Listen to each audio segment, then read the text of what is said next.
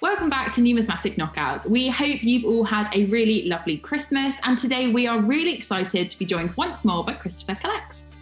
Hello, and thank you for having me again.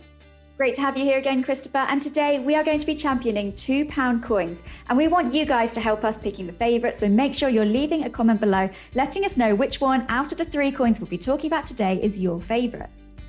Remember to subscribe to our YouTube channel and Christopher Collects as well. Make sure you give this video a like and you're hitting the notification bell to stay up to date with all our latest videos. And remember, you can listen to this episode of Numismatic Knockouts on the go whenever and wherever you are with the Change Checker podcast, which is available across all major streaming platforms. But for now, I think it's time we get stuck into our £2 battle, don't you guys think? Definitely.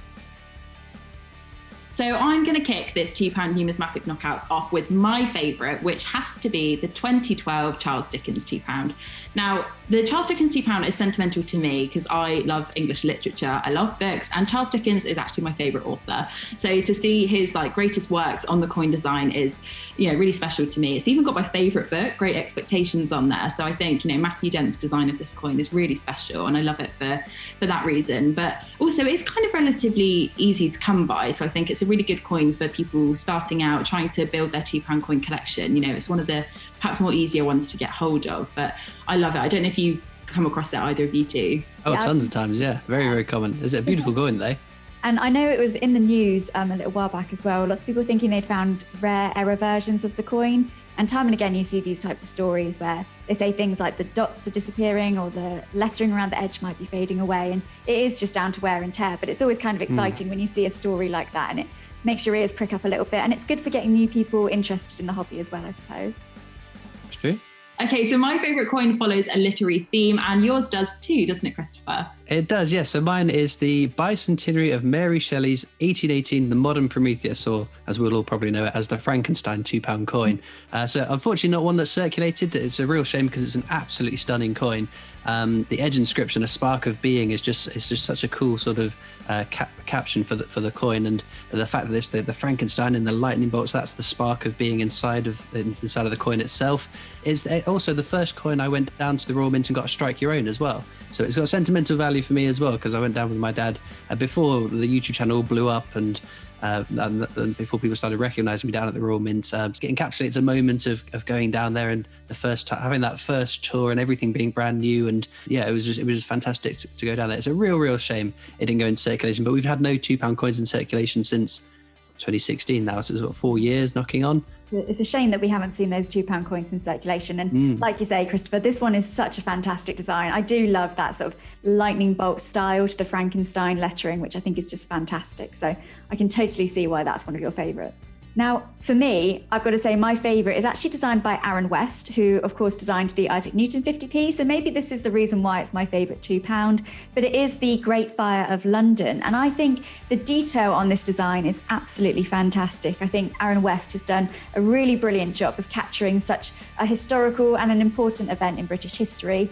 So I think it's a really good way, especially for, say, the younger generation, finding a coin like that in their change is going to get them interested in the event and learning all about British history, which I think is such a good thing for UK coins. It's kind of inspiring generations to get involved and learn more, which is obviously going to be a good thing.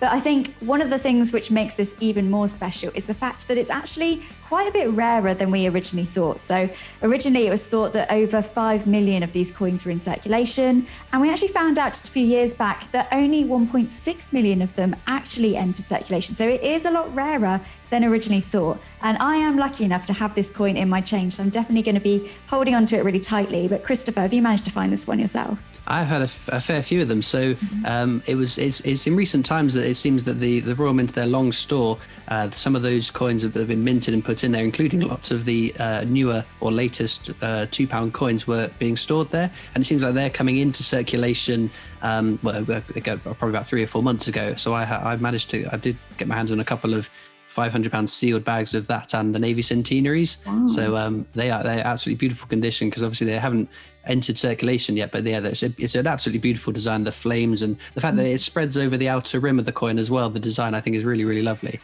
Yeah, it's a really lovely design. Like you say, Rachel, it is those kind of like historical moments that are celebrated on coins that, are a good reminder to those that already know the stories. But like you said, younger collectors or even just people that want to find out a bit more. It's a really good way, isn't it, to spark interest into our British history. But it is a really special coin, so I can understand why you've chosen that one. Yeah, it's a busy design. If you saw that, you would take a second glance at it, and that might be what spurs someone to have a look on YouTube or have a look on Google and come across yours or my or some of the other coin tubers channels and maybe get an interest in coin collecting. Definitely.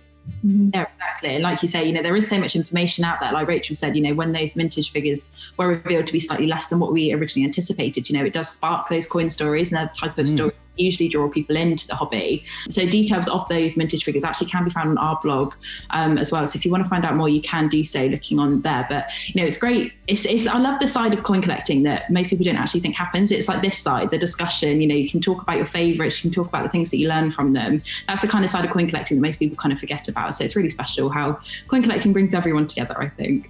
Definitely. And each coin has its own story, which I think is very special. Well, it's been a pleasure having you, Christopher, and thank you for sharing your favourite £2 coin, which is, of course, that Frankenstein £2. Well, that's great. Well, thank you again for having me for these videos. It's been great fun contributing.